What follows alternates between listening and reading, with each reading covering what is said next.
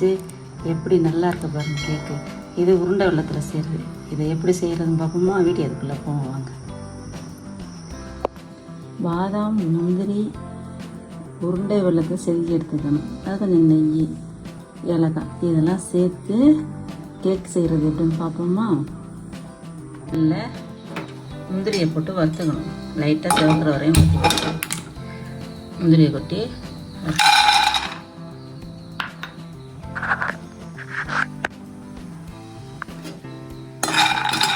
முந்திரி கிழங்கு வரையும் வறுத்துக்கணும்.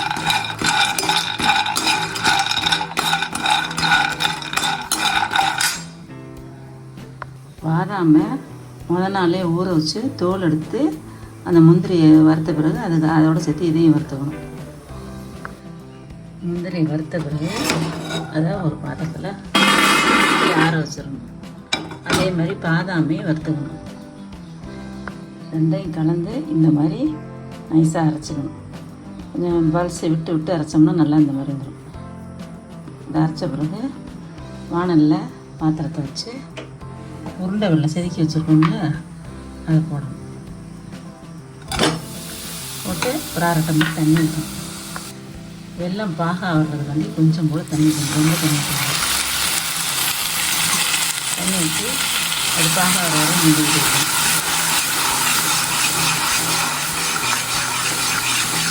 பாகு பதம் வர வரை மூடணும். 2 கப்பு முந்திரி 1 கப்பு, பாதாம் 1 கப்பு, சர்க்கரை 1 கப்பு. அது 2 பங்குக்கு இது 1 பங்கு வெல்லம் சேர்த்து கரைச்சி பாகு பதம் வரை கிண்டணும். அப்புறம் ஒரு 2 நிமிஷம் கிண்டிக்கிட்டே இருந்த பிறகு பாகு பதம் வரணும்னு ஒரு கண்ணாடி கிண்ணத்தில் தண்ணி விட்டு பார்க்கணும்.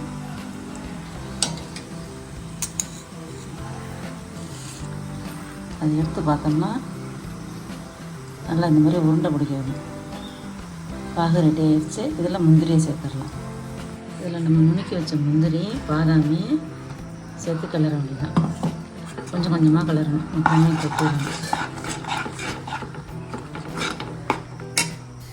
இது சேர்த்த பிறகு ஏலக்காய் கொஞ்சம் சேர்க்கணும். 2 ஏலக்காய் எடுத்து வச்சுருக்கணும். அந்த ஏலக்காய் ஒரு 2 ஸ்பூன் நெய்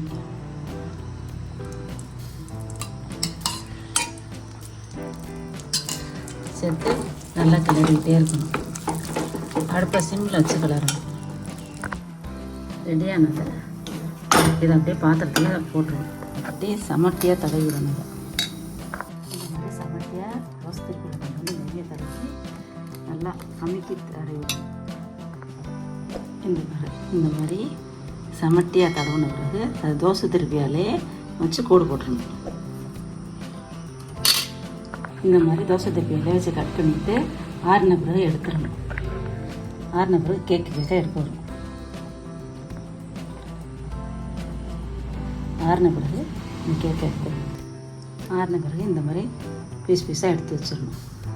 பிள்ளைங்களுக்கு வெல்லத்தில் செஞ்சு கொடுத்தா நல்லது. சீனியோட செய்கிறதால ஆறின பிறகு இந்த மாதிரி தனித்தனியாக வந்துடும். இது உருண்டை வெல்லத்தில் செஞ்சோம்னா இந்த மாதிரி கேக்கு நல்லாயிருக்கும். சாப்பிட்றதுக்கு நல்லாயிருக்கும். பிள்ளைங்களுக்கு சாஃப்டாக இருக்கும். உடச்சி சாப்பிட்றதுக்கு. கேக்கு பிடிச்சிருந்தா லைக் பண்ணுங்கள்.